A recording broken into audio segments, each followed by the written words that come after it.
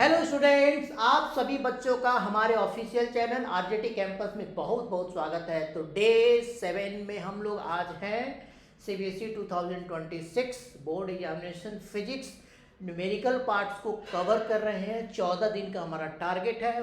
Day 7 आज है, 14 days का टारगेट, 7वें चैप्टर पे 7वां दिन। ठीक है, आज की चैप्टर ऑल्टरनेटिंग करंट। ठीक है बेटा, चैप्टर 7 आपका ऑल्टरनेटिंग करंट है। तो आप कॉपी पे लेकर के बैठ जाइए, शांति से अच्छे से वॉच कीजिए। बहुत ही मतलब इंटरेस्टिंग टॉपिक है आपका। बहुत सारे बच्चों को डिफिकल्ट लगता है, लेकिन बहुत ही सुंदर कॉन्सेप्ट है इसका। ठीक है ना, बहुत ज़्यादा डिफिकल्ट है नहीं, है ना, कॉन्सेप्चुअल है, फॉर्मूला बेस्ड है।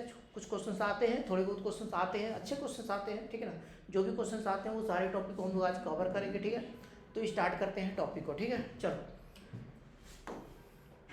सबसे पहले साइनसोडियल वोल्टेज।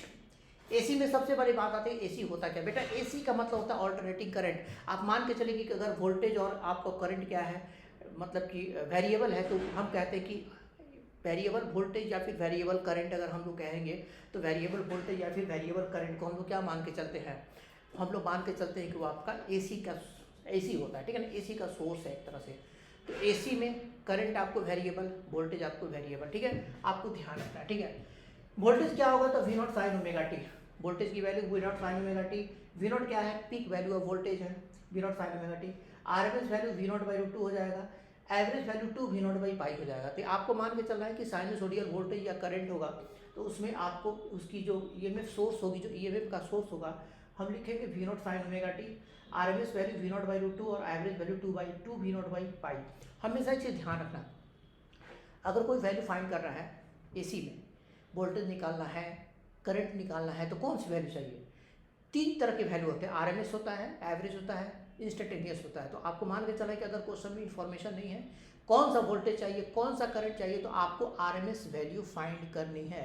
ध्यान रखेंगे, घबराएंगे नहीं उसमें, है ना, ध्यान रखेंगे इन सारी बातों को। ठीक है, चलो करंट की वैल्यू, साइनसोडियल करंट, साइन का function I nought sine omega T होगा, general formula. RMS I nought by 2 as usual. I average 2 I nought by pi.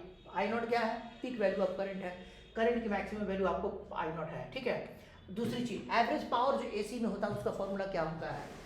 I R M S V R M S into cos phi होता है। Cos five को बेटा हम लोग क्या बोलते हैं? पावर फैक्टर बोलते हैं। ठीक है ना, फाइव क्या होता है? वोल्टेज और करंट के बीच का फेज डिफरेंस होता है। कॉस फाइव पावर फैक्टर कहलाता है। ठीक है, और क्या बोलते हैं? फेज फाइव क्या होता है? तो फाइव को हम लोग फेज डिफरेंस बोलते हैं। तो एवरेज पावर का फॉर्मूला आपको याद रखना है। यहाँ पे सब कुछ वेरिएबल होता है। ठीक है ना, डीसी में आपको कांस्टेंट होता है, लेकिन यहाँ वेरिएबल होता है। चलो अब इसके कुछ क्वेश्चंस वगैरह हम लोग कर लेते हैं। ठीक है, चलो आते हैं। सबसे पहले आते हैं प्योर रेजिस्टिव सर्किट क्या कहलाता है। एसी सोर्स के साथ अगर आप सिर्फ और सिर्फ रेजिस्टेंस को जोड़ते हैं, तो ऐड कर मतलब कि कनेक्शन देते हैं, तो आप कहेंगे कि वो क्या है? प्योर रेजिस्टिव सर्किट कहलाता है। हमने एक प्योर रेजिस्टिव सर्किट आपको दिखाया हुआ है। ठीक है, लेफ्ट हैंड साइड में एक रेजिस्टेंस है एसी, ये एसी सोर्स का इंडिकेशन है बेटा। ये क्या है? एसी सोर्स का इंडिकेशन। हमेशा ध्यान रखना, एसी सोर्स की ईएमएफ को हम लोग हमेशा ई नॉट साइन ओमेगा टी हम लोग कंसीडर करेंगे। वेरिएबल करंट है ना, साइनसोडियल सोर्स हम लोग मान के चलते हैं। एक्चुअली ये एसी जनरेटर से आता है। ये जो आपको ई बराबर ई नॉट आता है ना बेटा, ये आपको जो ई बराबर ई नॉट साइन ओमेगा टी जो होता है, ये एक्चुअली एसी सोर्स का ईएमएफ है। ठीक है ना, जो एसी सोर्स का ईएमएफ है वही आपको, sorry AC transformer, sorry AC generator का, एसी जनरेटर से हम लोग यहाँ से सोर्स निकालते हैं और उसकी सोर्स की EMF E nought sine omega T होती है। तो एसी जनरेटर वाला है ये। करंट का फॉर्मूला आई बराबर आई नॉट साइन ओमेगा टी। अब आप देखिए, अगर प्योर रेजिस्टिव सर्किट है जिसमें एसी सोर्स लगा हुआ है, सिर्फ और सिर्फ रेजिस्टेंस है, तो आप करंट का और वोल्टेज का इक्वेशन आप ये मान के चलेंगे। अब यहाँ पे देखिए जरा एक चीज, अब यहाँ पे बेटा एक चीज जरा देखो। ठीक है, मैं एक चीज आपको दिखाता हूँ। अगर मान लो टाइम को हम जीरो रखते हैं, यहाँ भी जीरो रखते हैं, तो एक टाइम जीरो होगा तो साइन थीटा जीरो होगा। तो साइन थीटा जीरो तो बोलेंगे ईएमएफ आपका जीरो और करंट भी आपका जीरो। साइन थीटा अगर मैक्सिमम तो ये भी मैक्सिमम, मतलब कि दोनों किसी भी केस में आप कहेंगे कि दोनों साथ साथ चलेंगे। करंट की वैल्यू और ईएमएफ की वैल्यू एक साथ चेंज होगा। अगर एक मैक्सिमम है तो दूसरा भी मैक्सिमम होगा, एक मिनिमम है तो दूसरा भी मिनिमम होगा। आपको ध्यान रखना है। तो कहते हैं इस चीज़ को क्या बोलेंगे? तो इसको कहते हैं कि they are in same phase. ठीक है, आप कहेंगे they are in same phase, तो बोलेंगे कि ये दोनों चीज़ें, ठीक है, सेम फेज में होगा। ठीक है, सेम फेज। अब दूसरी चीज आती है इम्पीडेंस होता है सर्किट का। प्योर रेजिस्टिव सर्किट में अगर आप रेजिस्टेंस को जोड़े हैं तो बोलेंगे इम्पीडेंस। एक्चुअली इम्पीडेंस जो टर्म होता है बेटा एसी सर्किट में रेजिस्टेंस को बताता है, इफेक्टिव रेजिस्टेंस को बताता है। इम्पीडेंस को जेड से डिनोट करते हैं और यहाँ पर इस केस के लिए इम्पीडेंस रेजिस्टेंस के बराबर होगा, आर के बराबर होगा। ठीक है, ये आपको ध्यान रखना है। ओके ओके बेटा, 1 मिनट बेटा, 1 मिनट आप होल्ड करना जरा। ठीक है,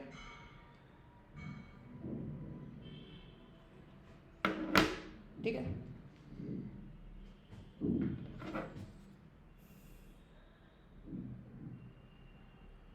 ठीक है, चलो ठीक है। थोड़ी देर के लिए वीडियो रुकी हुई थी, घबराने की बात नहीं है। ठीक है, अब आपका ठीक चलेगा, कोई नहीं, कोई इशू नहीं है। ठीक है, चलो इतना हो गया। Phase difference between E and I, मतलब कि करंट और वोल्टेज के बीच का फेज डिफरेंस आपको 0 डिग्री होगा, तो फिर हम कहते हैं कि दोनों क्या है, सेम फेज भी आपका होगा। ठीक है, ये आपको ध्यान रखना है। करेक्ट। चलो अब आगे चलते हैं, आते हैं प्योर कैपेसिटिव सर्किट में। प्योर कैपेसिटिव सर्किट का मतलब ये होता है कि जिसमें सिर्फ और सिर्फ कैपेसिटर होगा और एसी सोर्स के साथ कनेक्टेड होगा।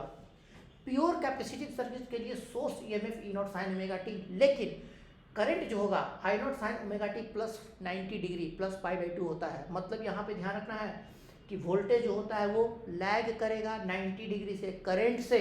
करंट अहेड रहेगा, करंट आगे आगे चलेगा, वोल्टेज पीछे पीछे चलेगा।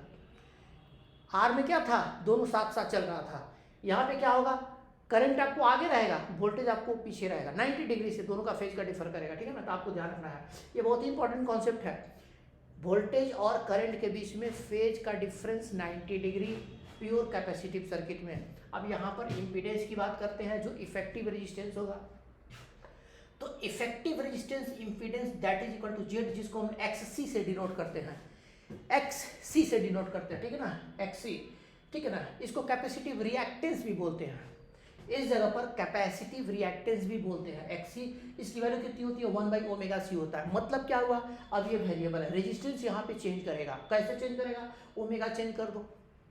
तो किसी भी कैपेसिटिव सर्किट में अगर आप एसी सोर्स मतलब कि ये आपको एसी जनरेटर का अगर ओमेगा चेंज करते हो, आर्मेचर का ओमेगा अगर आप चेंज करते हो, तो आप कहेंगे कि कैपेसिटिव रिएक्टेंस आपको चेंज होगा, इम्पीडेंस चेंज होगा, रेजिस्टेंस आपको चेंज होगा, that is equal to 1/ωc। Now phase difference phi, phase difference phi का मतलब क्या हुआ, फाई का मतलब हुआ कि वोल्टेज और करंट के बीच का फेज डिफरेंस कितना होगा बेटा, 90 डिग्री होगा। और मैंने यहाँ पे लिख दिया current will lead end voltage will lag.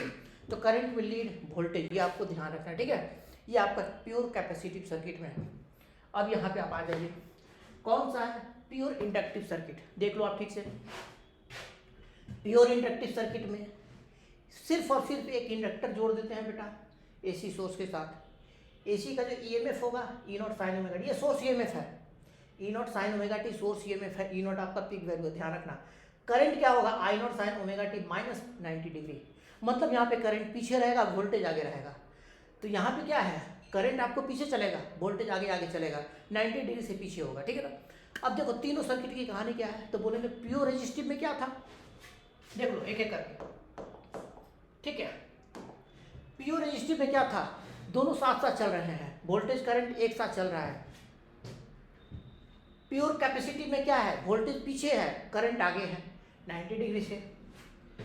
Pure inductive में क्या है, प्योर इंडक्टिव में वोल्टेज आगे है, करंट पीछे है 90 डिग्री से, ऐसे चल रहा है। तो ये आपको याद रखना है। ठीक है ना।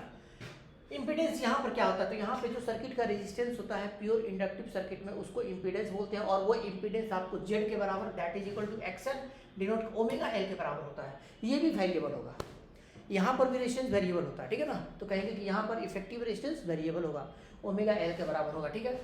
फेज डिफरेंस 590 डिग्री, कौन लीड कर रहा है, वोल्टेज लीड कर रहा है, कौन लैग कर रहा है, करंट लैग कर रहा है, वोल्टेज विल लीड करंट। ठीक है ना, आपको ध्यान रखना है। करेक्ट। चलो अब आगे आते हैं। अब एक बहुत ही इंपॉर्टेंट कॉन्सेप्ट, बहुत ही इंपॉर्टेंट कॉन्सेप्ट, फेजर डायग्राम। बेटा फेजर डायग्राम जो होता है एक्चुअली इलेक्ट्रिकल सर्किट में, जब एसी सर्किट होती है तो एसी सर्किट में वोल्टेज, करंट, कोई भी वोल्टेज, आपको रेजिस्टेंस का वोल्टेज निकालना हो, कैपेसिटर का वोल्टेज निकालना हो, इंडक्टर का वोल्टेज निकालना हो, पावर निकालना हो, कुछ भी निकालना हो, एसी सोर्स में कुछ भी अगर आप फाइंड करते हैं तो वहाँ पे हम लोग फेजर डायग्राम का हेल्प लेते हैं। फेजर डायग्राम ये कहता है कि आपको वोल्टेज को और करंट को एक वेक्टर की तरह ट्रीट करके चलना है। वोल्टेज और करंट को क्या करना है, एक वेक्टर की तरह ट्रीट करके आपको चलना है, आपको ध्यान रखना है, ठीक है बेटा। तो एक फेजर डायग्राम वो होता है जिसमें हम लोग वोल्टेज को और करंट को, फेजर डायग्राम में वोल्टेज और करंट को वेक्टर की तरह ट्रीट करते हैं। आपको ध्यान रखना है कैसे ट्रीट करेंगे।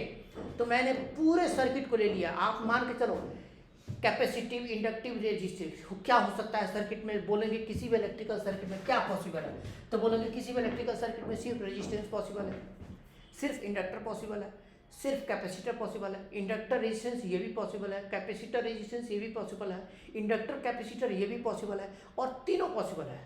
सबके लिए एक ही कॉन्सेप्ट, सबके लिए एक कॉन्सेप्ट है। तो मैंने एक तीनों को ले लिया है, तीनों को ले लिया है। किसी एक यहाँ से कैसे कर सकते हो, दो को हटा दो, एक एक कर लो, तो 1 2 3 अलग अलग हो जाएगा, 2 जोड़ लो, 3 2 5 6 7, ठीक है ना, और तीनों एक साथ, ये भी हो सकता है। तो LCR सर्किट कहलाता है। LCR सर्किट का मतलब होता है कि L, C और R तीनों के तीनों हैं। अब आप उसमें से किसी को एक को हटा दोगे तो 2 बच जाएगा, किसी 2 को हटा दोगे 1 बच जाएगा, कोई भी दिक्कत नहीं। आप सारा कॉन्सेप्ट सेम, मतलब कि जो भी कॉन्सेप्ट है सब में आपको क्या रहेगा, एक ही फॉर्मूला यूज होगा। बस आपको ध्यान रखना एक सर्किट कैसा है। अब देखिए सीरीज में क्या होता है, अगर आप सोर्स को जोड़ते हैं तो LCR सर्किट, मान लो कि सोर्स में जुड़ा हुआ है, करंट I है, तो ये जो सीरीज में करंट क्या होता है, चूंकि हम लोग देखो बेटा यहाँ पे हम लोग न्यूमेरिकल पार्ट को कवर करते हैं। मैं बहुत ज़्यादा थ्योरी के ऊपर काम नहीं करूँगा, न्यूमेरिकल के ऊपर काम करेंगे, इसलिए थोड़ी थोड़ी कॉन्सेप्ट हम आपको बता रहे हैं, ज़्यादा कॉन्सेप्ट नहीं बता रहे हैं, पूरी डीप में नहीं बता रहे हैं, फॉर्मूला बेस्ड हम लोग काम कर रहे हैं, ठीक है। सीरीज में करंट आपको सब में सेम रहेगा, तो बोलेंगे इफेक्टिव करंट, रेजिस्टेंस का करंट, कैपेसिटर का करंट, इंडक्टर का करंट सब आपस में सेम रहेगा। आपको ध्यान रखना है सब आपस में सेम रहेगा। इफेक्टिव करंट, इंडक्टर का करंट, रेजिस्टेंस का करंट, कैपेसिटर का करंट, इंडक्टर का करंट सब आपस में सेम रहेगा, ठीक है, आपको ध्यान रखना है। दूसरी चीज, अब बात आती है फेजर डायग्राम में करते क्या है, ठीक है। फेजर डायग्राम में बेटा हम लोग क्या करते हैं, एक्स एक्सिस प्लॉट करते हैं, वाई एक्सिस प्लॉट करते हैं। और देखो एक्स एक्सिस पर इफेक्टिव करंट, जो मेन करंट सारा का सारा वही करंट है, वो करंट को दिखा देते हैं, और वोल्टेज रेजिस्टेंस का दिखा देते हैं एक्स एक्सिस पर। क्यों? क्योंकि I और VR प्योर रेजिस्टिव सर्किट में वोल्टेज और करंट के बीच का फेज का डिफरेंस 0 होता है। तो आपको बोलेंगे करंट जिधर की तरफ होगा वोल्टेज उसी तरफ होगा, तो वोल्टेज और करंट को, रेजिस्टेंस का वोल्टेज और करंट आपको सेम एक्स एक्सिस पे दिखा देते हैं। अब देखिए इंडक्टिव सर्किट में क्या होता है, इंडक्टिव सर्किट में वोल्टेज लीड करता है, करंट लैग करता है। तो VL को ऊपर दिखा दिया, वोल्टेज ऑफ इंडक्टर ऊपर दिखा दिया, करंट लैग करता है, करंट पीछे है, 90 डिग्री से वोल्टेज आगे है। कैपेसिटिव में क्या होता है, वोल्टेज लैग करता है, करंट लीड करता है, तो वोल्टेज को पीछे दिखा दिया, VC दिखा दिया, और यहाँ पे I दिखा दिया। तो मतलब कि यह हमें फेजर डायग्राम कंप्लीट हो गया। अब यहाँ पे आपको एक चीज़ ध्यान रखना है, ठीक है, ये हुआ VR, ये हुआ VR, ये हुआ VL, और ये हुआ VC, ठीक है बेटा, ये हुआ VL और VR और VC, ऐसे हमको निकालना है। अब VR और VL और VC को निकालते समय आपको बेटा ध्यान रखना है, एक चीज ध्यान रखना है कि सर्किट के अकॉर्डिंग आप सबको प्लॉट कर दिया, आपने VR को प्लॉट कर दिया, VL को प्लॉट कर दिया, VC को प्लॉट कर दिया, I को प्लॉट कर दिया। अब आप सर्किट के अकॉर्डिंग डिसाइड करेंगे कौन रहेगा कौन नहीं रहेगा। इमेजिन करो कि अगर कैपेसिटर नहीं है, इंडक्टर नहीं है, तो I और VR इधर की तरफ होगा, ठीक है ना, बात खत्म। अगर आप कहते हैं कि C को हटा देते हैं, R और L रखते हैं, तो C यहाँ से हट जाएगा, बोलेंगे इफेक्टिव वोल्टेज ऊपर, और आपको रेजिस्टेंस का वोल्टेज इधर, इंडक्टर का वोल्टेज ऊपर, और करंट इधर की तरफ। अगर आप L हटा देते हैं, R और C रखते हैं, तो आप L को हटा दोगे और कहेंगे कि सिर्फ VC रहेगा और VR रहेगा और I रहेगा। ऐसे हम लोग सर्किट को इंजॉय करेंगे, ठीक है ना। Now thing is that net voltage निकालने का formula VR square plus VL minus VC का होल स्क्वायर याद रखना। इम्पीडेंस, इफेक्टिव इम्पीडेंस का फॉर्मूला Z बराबर R square plus XL minus XC का होल स्क्वायर अंडर रूट याद रखना। cos phi power factor R/Z होता है, ठीक है ना, इसको याद रखना। अब बात आती है रेजोनेंस। LCR में रेजोनेंस क्या होता है, तो बोलेंगे एट रेजोनेंस अगर बोलोगे रेजोनेंस में होता क्या है, इफ XL बराबर XC, ठीक है ना, तो देखो क्या होगा, देन ओमेगा एन बराबर 1/ओमेगा c और ओमेगा बराबर 1/LC, ठीक है ना, अंडर रूट हो जाएगा, ठीक है। इसको बोलते हैं रेजोनेंस फ्रीक्वेंसी। अब बोलेंगे अगर ऐसा होता है तो क्या होगा। रेजोनेंस में होता क्या है कि एक्सएल और एक्ससी बराबर हो जाता है। एक्सएल एक्ससी को अगर यहाँ पे बराबर कर दोगे तो जेड की वैल्यू मैक्सिमम या मिनिमम, बोलोगे मिनिमम, जेड की वैल्यू मिनिमम। अब जब जेड मिनिमम, इम्पीडेंस मिनिमम, तो करंट मैक्सिमम, तो बोलेंगे इस केस में क्या होगा, जेड जो होगा आर के बराबर हो जाता है और ये कहलाता है प्योर कैप। मतलब कि एक एलसीआर सर्किट अगर एक्सएल एक्ससी के बराबर हो जाता है, इंडक्टर का रेजिस्टेंस कैपेसिटर का रेजिस्टेंस अगर बराबर हो गया, तो उस केस में जो सर्किट एलसीआर सर्किट होगा वो प्योर रेजिस्टिव सर्किट की तरह काम करेगा। आपको ध्यान रखना है, ठीक ना, दैट इज कॉल्ड रेजोनेंस। आपको जेड बराबर आर के बराबर, और यहाँ पे जो ओमेगा निकलेगा 1/√LC, इसको बोलते हैं रेजोनेंट फ्रीक्वेंसी, ठीक है, ये आपको याद रखना है। चलो अब क्वेश्चन करते हैं बेटा। अब आते हैं क्वेश्चन के ऊपर। Find RMS value of current given by that current. हमने क्या बोला, आपको मान के चलना है कि एसी में आपको मान के चलना है करंट एंड वोल्टेज को वेक्टर की तरह ट्रीट करते हैं। अब आपको आरएमएस वैल्यू निकालना। आरएमएस का फॉर्मूला क्या होता है, चूंकि ये साइनसोइडल करंट है तो आई आरएमएस, अगर हम कहते हैं आई आरएमएस कितना होगा, I0/√2। फॉर्मूला ये कहता है I0/√2। अब बोलेंगे I0 कौन सा, तो बोलेंगे पिक वैल्यू। पिक वैल्यू यहाँ पे दोनों का निकालेंगे, तो पिक वैल्यू दोनों का कैसे निकालेंगे, तो हमें यहाँ पे क्या करना होगा, हमें यहाँ पर दोनों को पिक वैल्यू निकालने के लिए हमें यहाँ पे वेक्टर का कॉन्सेप्ट यूज करना पड़ेगा। मान के चलना पड़ेगा कि I1 I2 क्या है, वेक्टर की तरह है। अब आप इक्वेशन को थोड़ा सा जनरल फॉर्म में डालो। आप इसको कैसे लिखोगे, लिखोगे I बराबर I1 sign omega T plus I2 cos omega T को साइन ओमेगा टी प्लस π/2। अब आप यहाँ पे लिखोगे I0 कितना लिखेंगे, तो I1 को वेक्टर मानिए I1 स्क्वायर, I2 को वेक्टर मानिए I2 square plus 2 I1 I2 cos π/2 under root. ये फॉर्मूला है ना बेटा, रिजल्टेंट ऑफ टू वेक्टर्स। आप याद कीजिए वेक्टर में resultant of two vectors A square plus B square plus twice A B cos theta, theta उन दोनों के बीच का एंगल। यहाँ पर एक्चुअली ये वेक्टर है नहीं, हमें ट्रीट करना है वेक्टर की तरह ताकि न्यूमेरिकल हम सॉल्व करें।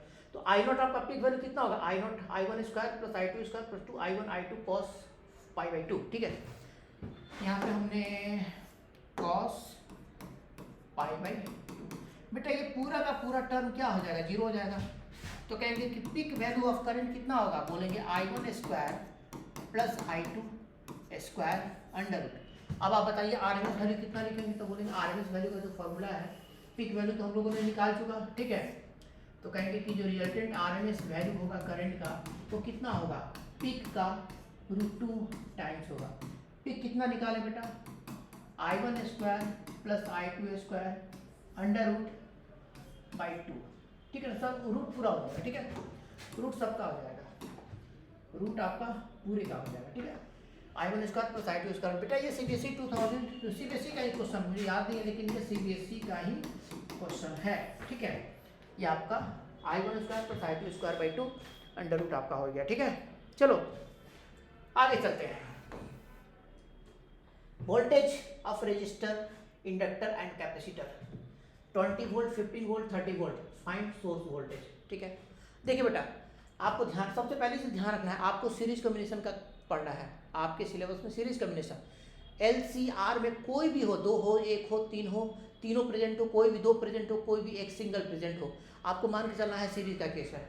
दूसरी चीज आपसे यहाँ पूछा हुआ है, if voltage of resistor and inductor and capacitor are 20, 15, 30 और कह रहा है कि फाइंड सोर्स वोल्टेज। अब बेटा सोर्स वोल्टेज तो आपको पूछा है लेकिन बोला नहीं है कि कौन सा वोल्टेज, एवरेज निकालना है, पिक निकालना है या फिर आरएमएस निकालना है। अगर क्वेश्चन में नहीं दिया हुआ है तो आपको आरएमएस वैल्यू कैलकुलेट करनी है, ध्यान रखेंगे। तो हम लोग यहाँ पे क्या निकालेंगे, VRMS निकालेंगे, ठीक है। कैसे निकालेंगे VRMS, बोलिए। VRMS निकालने का क्या फॉर्मूला है, तो VRMS निकालने का फॉर्मूला बेटा आपका है यहाँ पे, ठीक है। आप लिखेंगे VRMS, हमने फॉर्मूला ऑलरेडी लिखा है, VR square plus VN minus VC का होल स्क्वायर अंडर रूट, यही ना है बेटा। देखिए तो देखिए यहाँ पर V R square plus V L minus V G का होल स्क्वायर अंडर रूट। ये निकालने वोल्टेज निकालने का फॉर्मूला है। पिक निकालना है तो पिक का फॉर्मूला, अगर आरएमएस निकालना है तो आरएमएस का फॉर्मूला। ठीक है, आप यहाँ पे डालेंगे तो इतना आपका हो जाएगा। तो आप इसको सॉल्व कीजिए। वी आर कितना है बेटा, वोल्टेज ऑफ रजिस्टर कितना है 20 है, 20 square. We L minus V जी करो, वी एल कितना है बेटा आपको, वी एल है 15 माइनस 30, तो 15 माइनस 30 का होल स्क्वायर अंडर रूट करोगे। ठीक है, 20 स्क्वायर ये हो जाएगा 15 स्क्वायर अंडर रूट कितना हो जाएगा बेटा, that is equal to 400 plus 225 under root कितना हो जाएगा 625 अंडर रूट कितना हो जाएगा 25 वोल्ट के बराबर। मतलब ये कि नेट वोल्टेज कितना है 25 वोल्ट। अब जरा एक चीज देखिए बेटा, इफेक्टिव वोल्टेज में भी मोर में भी लेस, एसी में ध्यान रखना। तो ये आपका 25 वोल्ट हो गया effective voltage, that is the RMS value. Peak पूछता तो पीक कैसे निकालते, √2 से मल्टीप्लाई कर देते हैं। ठीक है, चलो आगे आते हैं। अब आते हैं यहाँ पे क्वेश्चन है। मैं यहाँ पे देखो बेटा, मैंने यहाँ पे आरसी सर्किट डाला है, आरएल सर्किट डाला है और एलसी सर्किट डाला है। अब यहाँ पे मैं एक क्वेश्चन पूछता हूँ, वोल्टेज और करंट में, तीनों केसेस में मैं आपसे पूछूं कि वोल्टेज और करंट में कौन लीड करेगा कौन लैग करेगा। मैं आपसे पूछता हूँ इन तीनों सर्किट में, एक है आरसी, एक है आरएल, एक है एलसी। ठीक है ना, यहाँ पे सी छूट गया बेटा, आप सी लिख लो। तो एक एलसी सर्किट है। ठीक है, तो इन तीनों में अगर मैं आपसे पूछूं कि वोल्टेज लीड करेगा कि करंट लीड करेगा, कौन लैग करेगा कौन लीड करेगा, कैसे आपको करना है निकालना है। तो अब आप देखिए, हम लोग यहाँ पे फेजर डायग्राम का इस्तेमाल करते हैं। ठीक है, मैं यहाँ पे ड्रॉ करता हूँ फेजर डायग्राम। ठीक है, अब देखिए कैसे ड्रॉ करेंगे, तो आप इसको देख लो बेटा थोड़ा। ठीक है, ठीक है, कॉन्सेप्ट ये कहता है बेटा, कॉन्सेप्ट ये कहता है कि एक्स एक्सिस पे क्या प्लॉट करना है। चलो यहाँ पे आरसी है तो एल वाला टर्म हटा दो, है ना। आप कहेंगे कि आई तो यहाँ पे हो जाएगा और रेजिस्टेंस का वोल्टेज यहाँ पे हो जाएगा। ठीक है, आरसी है तो एल हट जाएगा, वीएल किधर की तरफ होगा, वीएल नहीं होगा, वीसी किधर हो जाएगा, इधर की तरफ हो जाएगा। वीएल नहीं रहेगा क्योंकि इंडक्टर नहीं है, इंडक्टर नहीं है तो वीएल ऊपर की तरफ नहीं रहेगा, वीसी रहेगा नीचे और आई इधर की तरफ, वीआर इधर की तरफ। अब आप कहेंगे रिजल्टेंट वोल्टेज, बेटा रिजल्टेंट जो वोल्टेज है वीआर और वीसी का इफेक्टिव रिजल्टेंट होगा। वीआर और वीसी के बीच में एंगल 90 डिग्री है, तो कहेंगे कि ये हो जाएगा इफेक्टिव वोल्टेज। अब आप जरा बताइए कि इफेक्टिव वोल्टेज के बाद ये क्या हो जाएगा, ये हो जाएगा 5। अब कौन लीड किया, बोलेंगे कि आरसी सर्किट में वोल्टेज वीआर एक्स एक्सिस पर, voltage VC negative Y axis पर, वीआर और वीसी का रिजल्टेंट वोल्टेज होगा जो भी होगा वेक्टर कॉन्सेप्ट से, वेक्टर कॉन्सेप्ट से इन दोनों के बीच में एंगल 90 डिग्री है, तो वी आपका हो जाएगा नीचे की तरफ। अब ये वी नीचे है और आई ऊपर में है, तो इन दोनों के बीच में एंगल 5 है। लीड कौन करेगा, बोलेंगे करंट लीड करेगा, वोल्टेज क्या करेगा, लैग करेगा। इस जगह पर वोल्टेज पीछे है, करंट आ गया, तो बोलेंगे वोल्टेज, इस सर्किट में वोल्टेज लैग करेगा, करंट लीड करेगा। ठीक है, अब चलो आ जाओ। अब हम लोग क्या करते हैं बेटा, इसको लेते हैं और यहाँ पे आते हैं इस जगह पे। अब बोलो, इन सबको हटाओ। अब चलो इसमें आओ, बोलेंगे कौन सा सर्किट है, आरएल है। आरएल में आर तो रहेगा, आई रहेगा, वीआर भी रहेगा। अब चलो बताओ, आई रहेगा और वीआर भी रहेगा, लेकिन क्या वीसी होगा, बोलेंगे नीचे का वीसी होता है, वोल्टेज ऑफ कैपेसिटर नीचे होता है, नहीं रहेगा, नहीं है। वीएल ऊपर की तरफ होगा। ठीक है, आप यहाँ पर वीएल दिखाएंगे। अब आप बताइए, आप इस फिगर को देखो बेटा और देख करके हमें बताओ। ठीक है, कि इस पर्टिकुलर फिगर में बेटा मैं इसको पार्टीशन कर देता हूँ। ठीक है, ताकि आपको देखने में आसानी होगा। ये हो गया, ठीक है, और इसको पार्टीशन कर देता हूँ ताकि आपको आसानी होगा। ठीक है, अब चलो अलग अलग हो जाएगा। ठीक है, अब देखो यहाँ पे वी आर इधर की तरफ, ठीक है, करंट आपको एक्स एक्सिस में, वोल्टेज आपका इंडक्टर का ऊपर की तरफ होगा, नेट वोल्टेज किधर होगा, बोलेंगे नेट वोल्टेज वी आर और वी एल का रिजल्टेंट, तो वी आर इधर है, वी एल ऊपर है, दोनों का रिजल्टेंट किधर, तो बोलेंगे दोनों का रिजल्टेंट ऊपर की तरफ होगा, ये नेट वोल्टेज हो जाएगा। अब नेट वोल्टेज और आई के बीच का एंगल ये हो जाएगा phi, that is the phase difference, that is the phase difference, ठीक है। अब ये फाई बोलेंगे कि एक्स एक्सिस से ऊपर है, तो बोलेंगे कि वोल्टेज अहेड होगा, करंट पीछे होगा, तो बोलेंगे कि आरएल सर्किट में, एलआर सर्किट में वोल्टेज लीड करेगा, करंट लैग करेगा, ठीक है। अब आपसे अब यहाँ पे आते हैं कहाँ पर बेटा, अब आते हैं लास्ट वाले में, किस में, एलसी में आते हैं, ठीक है ना, एलसी वाले में आते हैं, और एलसी वाले में आते हैं, इसको देख लीजिए, ठीक है। अब देखो बेटा एलसी सर्किट की कहानी क्या है, तो एलसी सर्किट की कहानी कुछ ऐसा है कि कहेंगे कि यहाँ पर करंट आपका किधर होगा, एक्स एक्सिस पे होगा, तो करंट आप एक्स एक्सिस पे शो करेंगे, ठीक है। करंट आप कहाँ पर दिखाएंगे, एक्स एक्सिस पे शो करेंगे। रेजिस्टेंस नहीं है तो वोल्टेज आप नहीं दिखाएंगे, रेजिस्टेंस का वोल्टेज आप नहीं दिखाएंगे, ठीक है। रेजिस्टेंस नहीं है तो रेजिस्टेंस का वोल्टेज आप नहीं दिखाएंगे। अब बात आती है एल और सी का, तो एल का वोल्टेज ऊपर की तरफ, सी का वोल्टेज नीचे की तरफ, ठीक है। अब यहाँ पे एक चीज देखिए, अब यहाँ पे कहानी अलग है, करंट आपको एक्स एक्सिस में, वोल्टेज रेजिस्टेंस का नहीं होगा, इंडक्टर का वोल्टेज वाई एक्सिस में, कैपेसिटर का वोल्टेज नेगेटिव वाई एक्सिस में। अब कहेंगे कि वीएल वीसी में कोई भी बड़ा कोई भी छोटा हो सकता है, हो ही सकता है ना, तो यहाँ पे दो तरह का केस होगा, अगर वीएल वीसी से बड़ा तो वीएल वीसी का रिजल्टेंट ऊपर की तरफ भी होगा, एक ऊपर है एक नीचे है, एक ऊपर है एक नीचे है, ऊपर वाला बड़ा नीचे वाला छोटा, माइनस करोगे ऊपर हो जाएगा रिजल्टेंट, तो इसका रिजल्टेंट ऊपर होगा, वोल्टेज ऊपर हो गया, आई नीचे हो गया, कौन लीड किया, बोलेंगे वोल्टेज, वी विल लीड, है ना बेटा। अब अगर मान लो VC बड़ा VL छोटा, बोलेंगे कि if VC greater than VL, हो सकता है कैपेसिटर का वोल्टेज इंडक्टर का वोल्टेज से ज्यादा हो, तो बोलेंगे इन दोनों का रिजल्टेंट नीचे हो जाएगा, तो बोलेंगे नीचे रिजल्टेंट वोल्टेज हो जाएगा। तो अगर VC VL से बड़ा तो VL और VC का रिजल्टेंट नीचे होगा, फिर V इफेक्टिव और I इधर की तरफ, इनके बीच में एंगल 90 डिग्री, कौन लीड करेगा, बोलेंगे करंट लीड करेगा, वोल्टेज लैग करेगा, तो इस केस में आपको कहेंगे करंट विल लीड, ठीक है बेटा। ये सारी चीजें सिंपल है, सारी चीजों को हमने बता दिया, इसको आप याद रखेंगे अच्छे से, ठीक है। चलो अब आगे चलते हैं, RCL विच विल लीड, ठीक है ना बेटा। यहाँ पे एक चीज थोड़ी मिस्टेक हुई है, ठीक है, लीड एक्चुअली यहाँ पे लीड होना चाहिए, मैंने इसको लैग कर दिया, ठीक है। मैं इसको मिटा करके ठीक करता हूँ, ठीक है। आपको ध्यान रखना है, थोड़ा सा स्पेलिंग मिस्टेक है, ठीक है। विच विल लीड और लैग, RCL में, I और V में, LCR में, अगर LCR सर्किट है और I और V में कौन लीड करेगा कौन लैग करेगा, तो आप यहाँ पे जरा देखिए, ठीक है। सबसे पहले करंट आपका नीचे, रेजिस्टेंस का वोल्टेज नीचे एक्स एक्सिस में, VL आपका ऊपर, VC आपका नीचे। अब देखो यहाँ पे पहला केस, अगर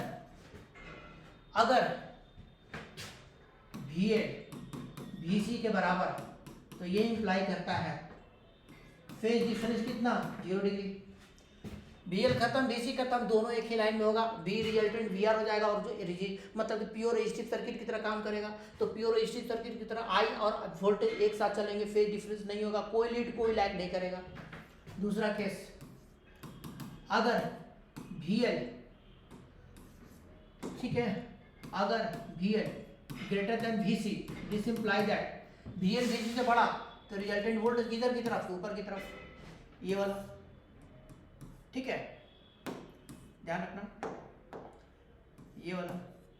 अगर VL VC से बड़ा तो बोलेंगे कौन लीड करेगा, V विल लीड, ठीक है ना। तीसरा, अगर VC VL से बड़ा, मान लो बेटा अगर VC VL से बड़ा, तो दोनों का रिजल्टेंट किधर, बोलेंगे इन दोनों का रिजल्टेंट इधर की तरफ, तो बोलेंगे कि ये कौन सा होगा, बोलेंगे this imply that I will lead, I will, ये आपको याद रखना है। तो कौन लीड करेगा कौन लैग करेगा ये आपको याद रखना है, ठीक है ना, इस फिगर के अकॉर्डिंग, ठीक है। चलो आगे आते हैं बेटा, what will be power factor. Power factor का मतलब क्या हुआ, cos phi r by z। Question क्या कर रहा है, what will be power factor in LCR circuit और एट रेजोनेंस। तो पावर फैक्टर बेटा हो जाता है cos phi that is equal to r by z, और इफेक्टिव रेजिस्टेंस आपका जो होता है यहाँ पर r जो हो जाए, r की जगह r और z की जगह क्या होगा, ये r हो जाएगा, दैट इज इक्वल टू 1। तो बोलेंगे cos phi बराबर 1, that is the power factor. Resonance में इम्पीडेंस जो होता है वो इफेक्ट मतलब कि Z is equal to R के बराबर। इफ सर्किट जो होता है प्योरली रेजिस्टिव सर्किट की तरह क्या है, काम करता है, ठीक है ना, आपको ध्यान रखना है। ओके चलो नेक्स्ट आते हैं, इन एलआर सर्किट इफ रेजिस्टेंस आपको गिवन है, इंडक्टेंस गिवन है एंड सोर्स इज गिवन है। सोर्स ये में आपको गिवन है, देन फाइंड, तीन चीजें निकालना है। पहला निकालना है इम्पीडेंस, दूसरा निकालना है फेज डिफरेंस, तीसरा निकालना है वोल्टेज। बेटा सबसे पहले क्या करते हैं, इम्पीडेंस निकालते हैं, ठीक है ना। जेड का फॉर्मूला क्या होगा, R square plus XL minus XC का होल स्क्वायर अंडर रूट करोगे, ठीक है, ठीक है, कितना करोगे, कितना आएगा बोलो, आर की जगह 10 का स्क्वायर, एक्सएल कितना होगा, तो बोलते ओमेगा एल होता है। बेटा ऐसा करते हैं ना, पहले आप ओमेगा वगैरह निकाल लीजिए, ठीक है ना, तब सही रहेगा। यहाँ पे मैं पहले ओमेगा निकाल लेता हूँ, ठीक है।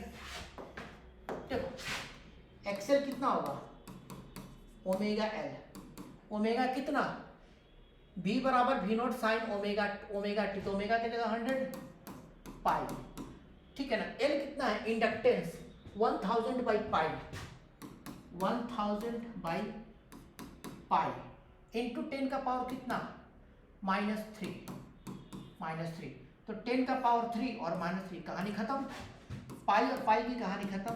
तो एक्सेल कितना आ गया, एक्सेल आपको बेटा निकल गया 100 के बराबर।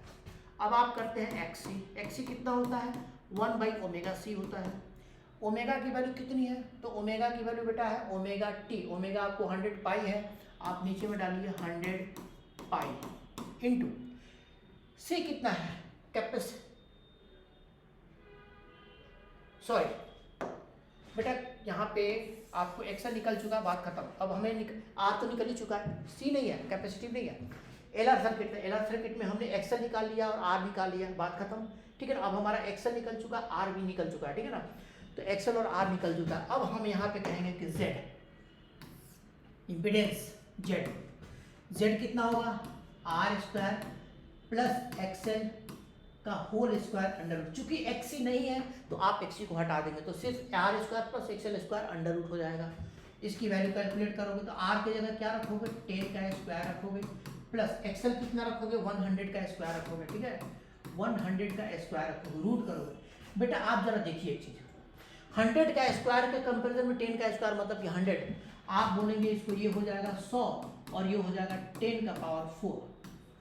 आप अंदर में देखिए जरा, 10 का पावर 4, ठीक है ना, और ये 100, आप जरा सोच के बताइए, 10 का पावर 4 और 100 बहुत ही छोटा है, 100 इज वेरी स्मॉल। देखो एक्चुअली हमने क्या किया है, आर की वैल्यू 10 ओमेगा, एक्सएल की वैल्यू 100 बाई पाई है, तो यहाँ पे एक्सएल बराबर ओमेगा एल होता है, ओमेगा की जगह 100 पाई टी किया, 100 pi T, 100 pi into 1000 by pi किया है, पाई पाई कट गया, 10 का पावर -3 है, तो 10 का पावर -3 और 1000 ये कट गया, बच गया 100, एक्सएल की जगह 100।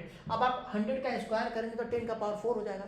10 के पावर 4 के कंपेरिजन में 100 छोटा है, तो आप इसको अप्रोक्सीमेटली कितना लिख सकते हैं, 10 का पावर 4 का रूट कर सकते हैं, that is equal to how much, इतना हो जाएगा, नहीं इतना नहीं होगा बेटा, ठीक है, ये हो जाएगा 100 के बराबर। इम्पीडेंस कितना, इम्पीडेंस आप लिखेंगे 100 के बराबर, ठीक है ना, ये आपको ध्यान रखना, करेक्ट। चलो अब बात इसको मिटाते हैं बेटा, अब इसको मिटाते हैं, ठीक है, इसको हटाते हैं। अब क्या निकालते हैं, फेज डिफरेंस। बेटा फेज डिफरेंस बताइए क्या होगा, फेज डिफरेंस आपको निकालना है, V बराबर V not sine omega T. अब आप जरा बताइए फेज डिफरेंस का मतलब क्या होगा, आप लिख सकते हैं cos phi बराबर R बाई Z, लिख सकते हैं, यहाँ से फेज डिफरेंस निकल जाएगा। R कितना है, तो R की जगह आपको 10 ओम है, डिवाइडेड बाई Z कितना है, Z आपका जो था बेटा हमारा कितना निकला था, Z हमारा निकला था 100, ठीक है। यहाँ पे देखिए, तो आप यहाँ पे कहेंगे, एक मिनट, हाँ ठीक है बेटा 1 मिनट आप चेक कर लो calculation, cos phi is equal to R by Z है ना, ठीक है। तो cos फाइव बराबर R by Z, that is equal to R, R की जगह क्या लिखेंगे, आर की जगह लिखेंगे टेन, जेड की जगह क्या लिखेंगे ओमेगा एन, एक्सएल, जेड की जगह XL X R square plus Z square under root कितना, तो आप इसको लिखेंगे एक्सएल, मतलब कि आर स्क्वायर, जेड की जगह आप सिंपली जेड ही लिखिए बेटा, जेड की जगह आप क्या लिखेंगे R square plus XL square under root था ना। तो अप्रोक्सीमेटली हम लोग कितना लिए थे, एक्सएल के बराबर लिए थे, ठीक है ना। एक्सएल की वैल्यू कितनी है 100 है, तो आप इसको क्या करो 100 से डिवाइड कर दो, 0 0 खत्म, तो कितना हो जाएगा 0.1 हो जाएगा, ठीक है। तो ये आपका 0.1 के बराबर हो जाएगा, तो cos फाइव यहाँ से निकल जाएगा 0.1 की जगह, और फिर फाइव की वैल्यू cos इनवर्स 0.1 हो जाएगा। अब तीसरा क्या निकालना है, वोल्टेज निकालना है। अब आपको चाहिए तीसरा वोल्टेज, ठीक है, ये हमें चाहिए क्या वोल्टेज, इसको मिटाते हैं बेटा, ठीक है। cos फाइव हमने निकाल ही चुका है, इसको मिटाते हैं। अब हमें निकालना है वोल्टेज, बेटा वोल्टेज के बारे में कोई इन्फॉर्मेशन नहीं है, वोल्टेज के बारे में कोई इन्फॉर्मेशन नहीं है, तो आरएमएस वोल्टेज हमें निकालना है। तो आरएमएस वोल्टेज कैसे निकालेंगे, तो आरएमएस वोल्टेज का मतलब ये होता है पी वी आरएमएस, वी का मतलब V not by root two, that is V RMS. नहीं दिया है आरएमएस मान के चलेंगे। अब आप कहेंगे कि वी आरएमएस कितना है, तो वी नॉट कितना है, जरा यहाँ पे देखो, ये है 141, ठीक है 141 डिवाइडेड बाई रूट टू, ठीक है। आप इसको सॉल्व करेंगे, 141 डिवाइडेड बाई 1.41, इसको सॉल्व करेंगे, ऊपर 100 इंटू 141 डिवाइडेड बाई 141, कट गया बेटा, कितना आएगा 100 के बराबर आएगा, ठीक है। ये हमारा निकल गया, तो तीनों हमारा क्वेश्चन क्या हुआ, सॉल्व हो गया, ठीक है। चलो अब आते हैं ट्रांसफार्मर के ऊपर। ट्रांसफार्मर दो तरह के होते हैं, step up step down. High AC को लो एसी में लाना है, लो एसी को हाई एसी में लाना है, ट्रांसफार्मर का यूज करते हैं। एसी को अगर हाई एसी में कन्वर्ट करता है, लो एसी को हाई एसी में कन्वर्ट करना है, या फिर हाई एसी को लो एसी में कन्वर्ट करना है, तो ट्रांसफार्मर का यूज करते हैं, ठीक है ना। दो कॉइल होता है, प्राइमरी कॉइल होता है, सेकेंडरी कॉइल होता है। प्राइमरी का number of turns N1, voltage V1, current I1। Secondary का number of turns N2, voltage V2, current I2। Step down कैसे आइडेंटिफाई करते हैं, number of turns of primary अगर सेकेंडरी से ज़्यादा है तो स्टेप डाउन ट्रांसफार्मर होता है, वोल्टेज को कम करेगा। स्टेप अप कब होता है, जब N2 N1 से बड़ा है, मतलब कि सेकेंडरी का नंबर ऑफ टर्न्स प्राइमरी से आपको क्या है, बड़ा है।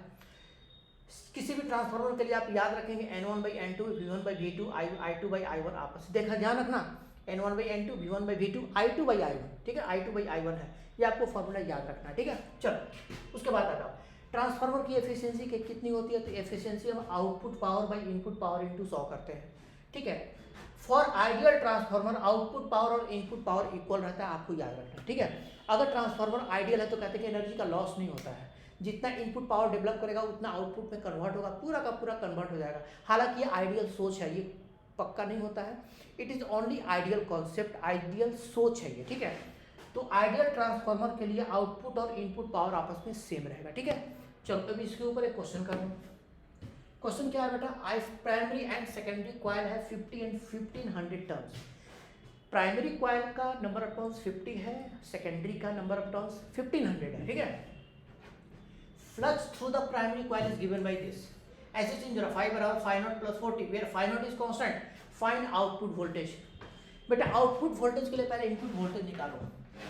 आप कहेंगे कि V1 कितना होगा, माइनस d5 बाई dt, इसका मॉड कर दो। बोलेंगे फ्लक्स कितना है, d5 बाई dt, ठीक है। कितना है, डिफरेंशिएशन ऑफ 5 नॉट प्लस 40, किसके रिस्पेक्ट में, t के रिस्पेक्ट में। बेटा 5 नॉट का डेरिवेटिव 0 हो जाएगा, 40 का डेरिवेटिव 4 इंटू 1, तो आप कहेंगे कि V1 कितने के बराबर है, 4 into 1 that is equal to 4 volt, ठीक है। ये आपको आ गया, ठीक है। 4 वोल्ट कौन सा आया, V1 प्राइमरी का वोल्टेज। अब आप देखिए जरा फॉर्मूला, यहाँ फॉर्मूला देखिए, N1 बाई N2 बराबर V1 बाई V2, यहाँ पे लिखो N1 बाई N2 बराबर V1 बाई V2। हमें क्या निकालना है, हमें निकालना है बेटा V2 निकालना है, ठीक है ना। हमें निकालना है V2 सेकेंडरी का वोल्टेज, तो V2 कितना होगा, V2 बराबर आप यहाँ पे लिखेंगे V2 बराबर N2 by N1 into V1, N2 by N1 into V1। N2 कितना है बेटा, N2 1500 है, ठीक है। N1 कितना है 50, V1 कितना निकला है बेटा आपका, V1 आपका निकला है 4, 0 0 खत्म 30, कितना आ जाएगा बेटा 120 वोल्ट। ये आपका हो गया सेकेंडरी का वोल्टेज जो आपको कितना डेवलप करेगा 120 वोल्ट के बराबर आपको क्या होगा डेवलप करेगा। तो बेटा ये आपका एसी चैप्टर का कंप्लीट ऑलमोस्ट न्यूमेरिकल सारे हमने कवर कर दिया, ठीक है। आप इसको अच्छे से कर लेना, जितने भी हैं ऑलमोस्ट 80% क्वेश्चन आप करके आओगे, इतना हमने करा दिया है, ठीक है। अगर क्वेश्चन आते हैं तो ऑलमोस्ट 80% क्वेश्चन 90% क्वेश्चन आप टच करके आओगे पक्का, ठीक है ना। कल हम लोग फिर मिलते हैं 8 फरवरी को 8वां चैप्टर, ठीक है। और 8वें चैप्टर के साथ हम लोग हाजिर रहेंगे। Thank you so much for watching our video, for watching my lecture, ठीक है। हमारे चैनल को सब्सक्राइब कर लो, अच्छे अच्छे लेक्चर्स मिलेंगे। 14 फरवरी के बाद मैं आपको क्लास 12 का प्रॉपर वीडियो लेक्चर अपलोड करूंगा, स्टार्ट चैप्टर से, चैप्टर 1, चैप्टर 2, चैप्टर 3, वो जेई नीट को कवर करेगा, पूरा डिटेल्स में आपको बताऊंगा, कोई भी कॉन्सेप्ट नहीं छूटेगा। ये तो न्यूमेरिकल्स पार्ट है, लेकिन 14 फैब के बाद मैं आपको बता दूंगा कि कब से मैं क्लास 12 का लेक्चर अपलोड करना शुरू करूंगा, ठीक है। 11th के लेक्चर मैंने अपलोड कर रखे हैं, आप चाहते हैं तो देख सकते हैं, जेई वगैरह के लिए मैंने डाल चुका है, ठीक है ना। ये आपकी बोर्ड के लिए है। Thank you. आपको याद रखना है मैं 14 तक आपको सारे न्यूमेरिकल्स करा दूंगा। CBSE 2026 बोर्ड एग्जामिनेशन के लिए फिजिक्स की सारे न्यूमेरिकल्स मैं करा दूंगा 14 फैब तक। Thank you so much.